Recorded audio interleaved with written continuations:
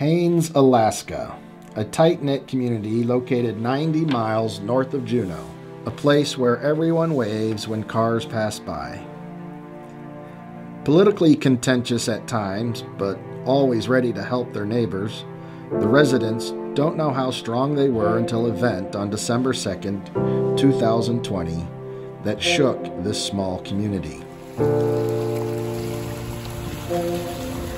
As we had received warnings from National Weather Service that we had an atmospheric river heading towards Haines, and there was going to be a high level of rainfall, numerous inches. This was going to be a very large storm, and there was possibility of flooding. I remember going to my parents that night to do some baking with my mom, and coming down the hill at the corner, there was water just spurting out of the road. I've never seen that in the 52 years that my parents have lived on that hill. I've never seen that happening before. I was like, wow, this is something unusual. We're going to get a lot of rainfall tonight. And when I got home, I got a call from my sister about Young Road. And she said, Young Road's about ready to wash out. There's so much water going down Young Road, you need to get somebody at the borough to take a look at that. It had been raining on December 1st. It was a downpour. And ever the videographer, I felt that I needed to go out and record it and make a quick video and post it for other people to see. The maintenance crew from the borough was busily trying to divert the water. Culverts were getting plugged up. Here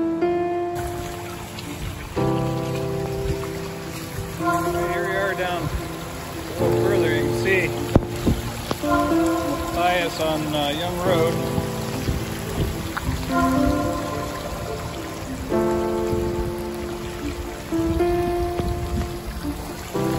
Over 6 inches of rain so far today. I was thinking we would lose the driveway to Barnett Street. We went to bed about 11:30, listening to the sounds of the rocks rolling down Young Road. At least that's what we thought it was. We had no idea what it actually was until we woke up from a phone call at about 3:15 from Fire Chief Hal Giddings, who said to me, Sam, you just need to move your car. And I got my shoes on and went outside, and that's where I saw the contents of Young Road had completely disappeared. The water that had been coming down the side of the culvert had washed away all the ground underneath the culvert, and the culvert had fallen, and I moved the car. By 5:30, I had woke the rest of the family up, and we moved out. And so I called Electa Fullerton. And so we were in contact until probably about 11 o'clock in conversations, text messages back and forth, what was happening, what we were hearing, areas that had a lot of water, roads that we're having issues with. And so I think it was about 11:30 I went to sleep, and I got a call from Carol Ann Wooten, our EOC incident commander, at 3:30 on Wednesday morning the 2nd. And she said, hey, I just got a call that the highway's washed out at 2 Mile. I live at 2.5 Mile, and so I was like, well, I guess I'm going to be walking to work. And she was telling me about other places. There was reports of slides out of Lutak that wasn't available. There was other slides on the highway. There was roads washed out in town. And so she kind of went through the whole inventory with me. And it's 10 to 4 before we got off the phone. I was like, there's nothing I can do at 4 o'clock. I started walking at about 5.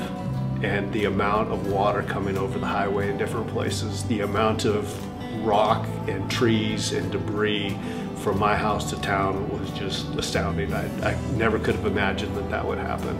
As I was walking by, and you could just see with my headlamp, I could see back into the trees. The water went forever. And I got to Sawmill Road, and there's a gentleman parked in his truck there because he could see the water. He saw me walking through it. And he rolled down those windows and came by, and he wanted to know how bad it was.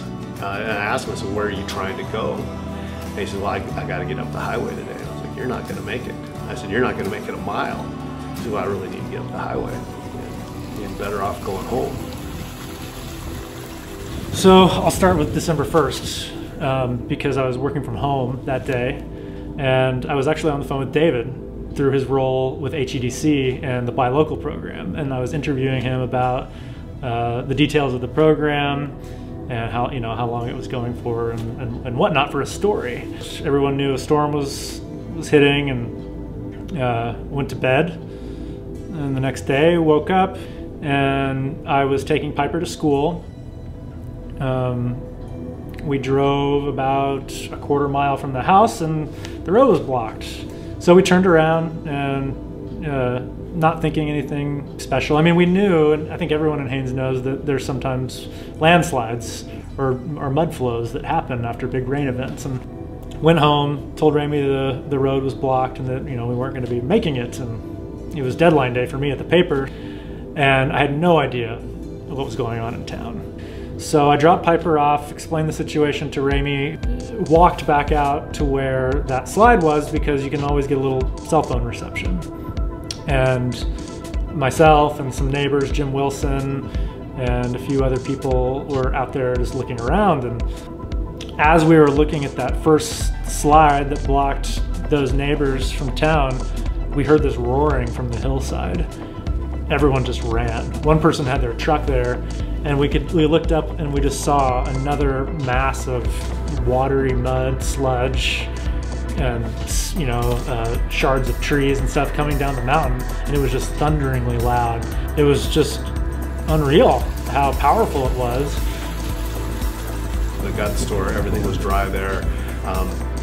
Kind of went around checking everything, walking the ditches, cleaning some stuff out of the ditches. And then as soon as the borough office opened, we were over there signing a declaration of emergency, coordinating all of our efforts. And I was back and forth between the store and the borough office, trying to help with the store, trying to help with the borough. And we were on a Zoom call in the back office talking about our response, the things that needed to be done. And it was about 1:30. And I still remember Al Giddings, the fire chief, was in the meeting, and somebody came and tapped him on the shoulder, and he went back and he came back and he says, I gotta go, we just got an alert that there was a slide on Beach Road. And then it was like, okay, that was all we knew, no specifics. Like, where on Beach Road? How big of a slide? And as the details started coming in, we heard that there was 10 people missing, we heard there was 12 people missing, we heard there's 6 people missing. And even until that evening, not getting a true number of how many people were actually missing. And then when we found out it was 2, it's like, okay, that's better than 12. But then when you found out who it was, not that it would have hit no matter who was out there, but then when you hear those David and Jenae that were missing, it just made it that much harder. And it was almost immediately after we heard word of the slide that I started hearing first from national press organizations, and then right after that, Mayor of Juneau, Mayor Skagway, Governor's office, Congressman Young's office, Senator Murkowski's office, Senator Sullivan's office, all reaching out. How can we help? The Premier of the Yukon, what resources does Haines need? Everybody was sending money. Where can we send money? And at first we didn't know. Where do we send money? A resident had set up a site online, a GoFundMe site that we started directing people to. And one of the first issues with all the support coming from so many areas is trying to figure out what support we could accept. And so we received support not just from our Alaska neighbors, Canadian neighbors, people all over the world. We're calling and asking how they can help, and that's a pretty humbling experience. Feeling that when you're a small community, you think you have to solve it all yourself. But then you find out how many people love Haines, have positive feelings for Haines, and want to help you get through those worst days that you ever imagined. So now our biggest challenge is, how do we move forward from this? Haines is a strong and resilient community, and now we have to look at ways that we can support each other, that we can come together with each other. The physical stuff is going to be easy to fix. The hard part is going to be fixing each of us. Haines has a history of being a contentious community, except when bad things happen. And I hope that that camaraderie, when I got home from the OC that night and seeing the video of the line of cars going all the way up 3rd Avenue, the parking lot's full, and seeing all the volunteers that were there for the search and rescue, if we continue that kind of camaraderie, that kind of caring for our community, we'll get through this. We'll make it happen. But it is going to be on each of us to reach a little deeper, find some more kindness, a little more compassion for those around us. And when we're struggling, we need to be willing to ask for help. Haines will make it through. We got it. Since the weather event that took the lives of homegrown kindergarten teacher Jenae Larson and community builder and advocate David Simmons, along with the loss of homes, roads, and peace of mind, our community of Haines has come together in many ways to grieve our losses, support one another, and begin the process of healing. Shortly after the slide, the annual Christmas parade ended with a memorial for those who passed away during the disaster.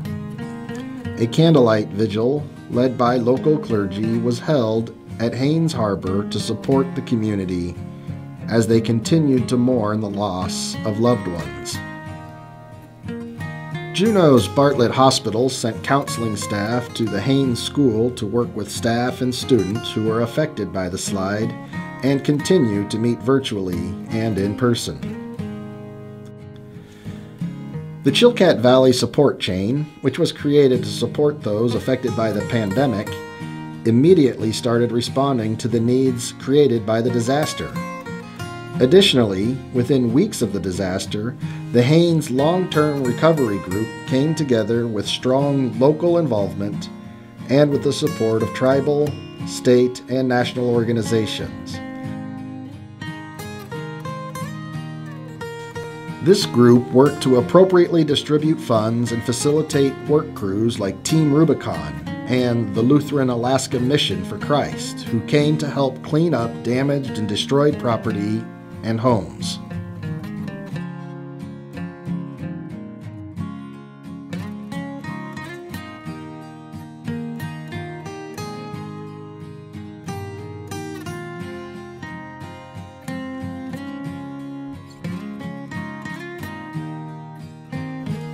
Haines School art teacher Giselle Miller created 1,000 cranes for healing. People from across Alaska and the Pacific Northwest created and sent in paper cranes and butterflies. Along with those created by Haines residents and students, this artwork still graces the walls and ceilings throughout Haines School.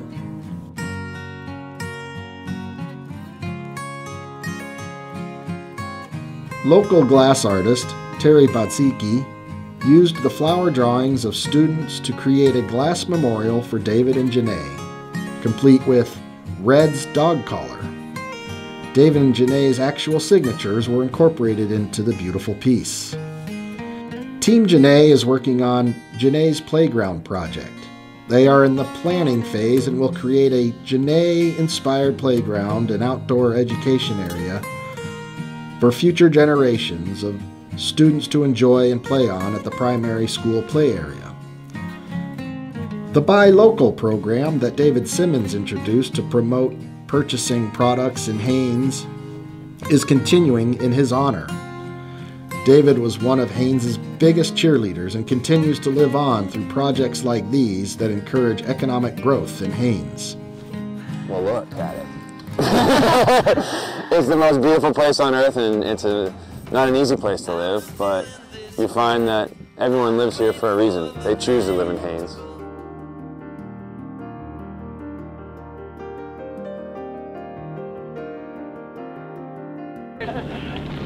Today, I'd like you to join me. I appreciate you being here as we remember Jenae and David and Phil, We're going to reflect also Johnny Willard was brought back after he had passed away this same time, and then everything that's happened in between then and now.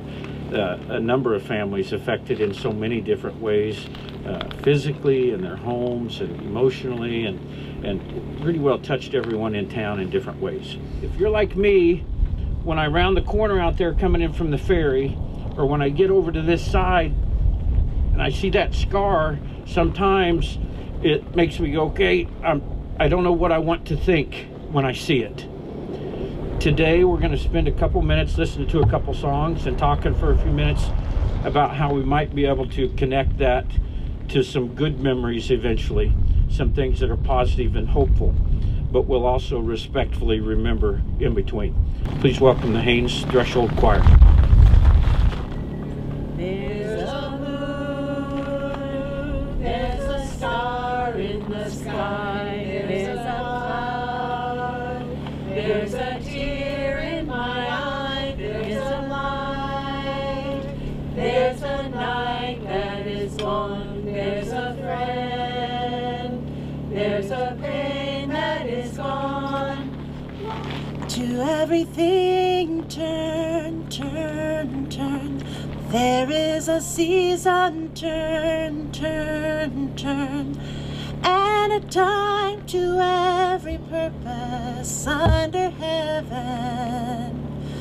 A time to be born, a time to die, a time to plant, a time to reap, a time to kill, a time to heal, a time to laugh, a time to weep. To everything turn, turn, turn. There is a season, turn, turn, turn. Thank you, Threshold Choir and Holly. So as we listen to those songs, a couple of ideas of transforming and transitioning and connecting our thoughts, but also that idea of establishing a purpose. That's one thing that I've struggled with this year as I've thought about these things that have transpired, is I listen to that and I can understand that there is a time for everything. I know we've suffered a great deal of pain. Some of you so personally, some of you financially, to ways that the rest of us can't understand. And yet all of that in life, I know that though the pain, I'm still glad to have gone through the dance. I don't want to have missed that, because if we miss it, then we don't experience that depth of that love, the depth of that joy, or the peace that comes at the end of that hardship. We are all just walking each other home. We are all just walking each other home. We are all just walking each other home. We are all just walking each other home. We are all just walking each other home. We are all just walking each other home. We are all just walking each other home. We are all just walking each other home.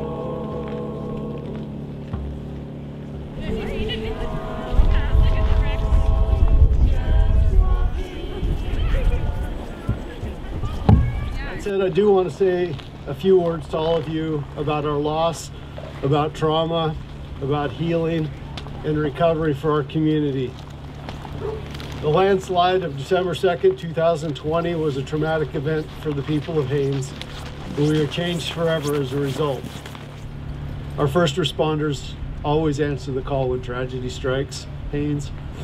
One of those responders was Phil Reeves. Phil embodied the spirit of Haines first responders, and he is missed by many. Behavioral health professionals from Search and Bartlett Regional Hospital were there also, attending to many of our needs. The American Legion provided food, shelter, a gathering spot for support and information.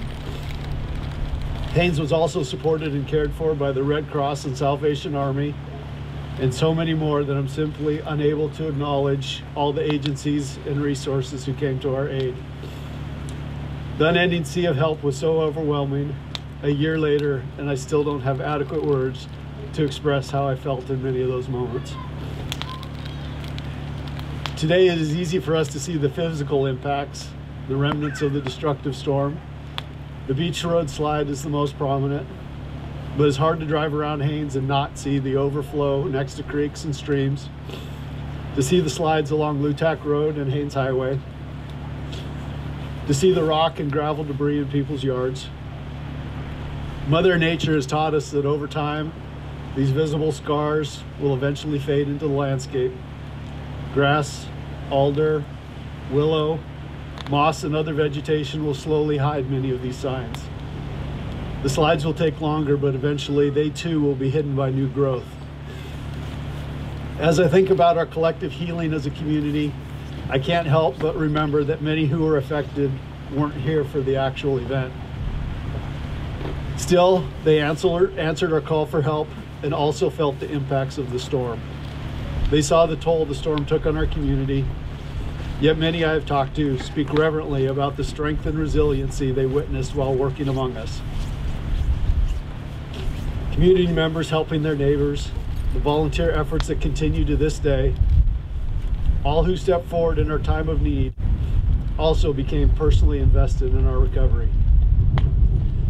The seeds of healing are germinating. I want to specifically acknowledge the Haines Long-Term Recovery Group, who has been in partnership with so many great organizations.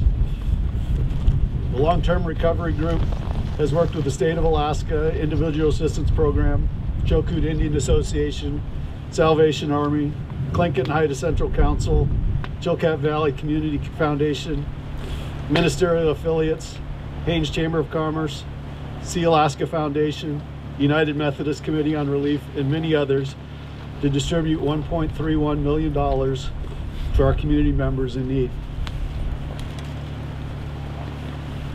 Friends, we are dedicating a table today and have plans created for 2 benches. The benches honor David Simmons and Jenae Larson, 2 souls who were lost in the beach road slide. David was a unicorn. He was a unique individual who had friends across the political spectrum, a difficult task in our current environment. David didn't see you for your views, he saw you for the person you were. He opened his heart and his life story to everyone. That allowed him to make deep personal connections with everyone he met.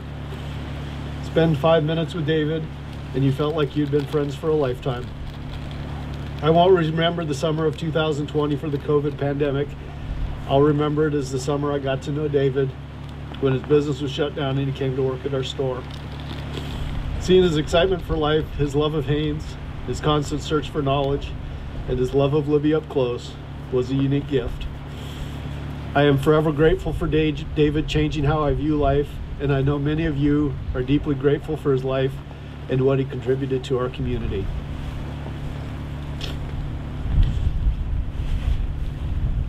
Jenae grew up in Haines and had a passion for teaching. She loved Haines and was excited about beginning her teaching career.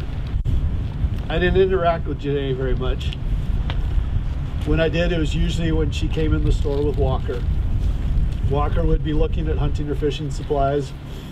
Jenae would get restless and come up front and look at Yeti and Hydro Flask drinkware. And she was usually successful in getting Walker to buy her whatever she was looking at. We would talk about school and how she wanted to become a teacher. You could see her light up when she talked about teaching. When she talked about being able to do her student teaching in Haines, the light grew brighter. When she was hired to teach kindergarten in Haines, she was absolutely glowing with pride and excitement. I submit to all of you that our path toward healing is to become more like David and Jenae, to emulate the very best of their lives and our own. Be open to new ideas, get to know people with different opinions and views than our own, share time with others, invest in children. Let's remove our armor, bravely confront our pain, and practice vulnerability. Let's allow seeds of compassion, forgiveness, understanding, and love for each other to grow within us individually and as a community. Let's continually nurture that growth so no matter what external forces we encounter, those roots will be strong enough to weather any storm. Thanks everybody for coming out today, and have a good evening. And the community of Haines is coming together once again to remember those we lost as well as grow from this disaster. This weather event, this tragic loss, this unwanted experience. This growth is evident with the creation of memorial benches designed and built by Haines High School students. Trees were milled from the local area specifically for this project.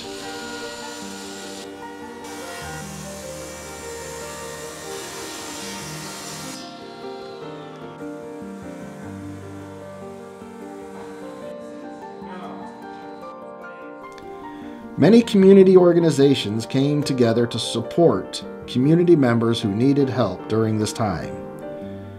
Showing what we could all bring to the table to help others was the vision behind creating a Haines Strong table.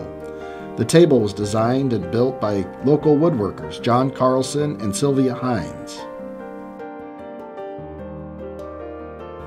The table and benches will eventually be found at Picture Point, looking over the community of Haines and Portage Cove. The goal of these projects is to give people a place to pause and reflect about the amazing residents that we lost, and to remember that we are not only stronger as a community, but that we are Haines Strong.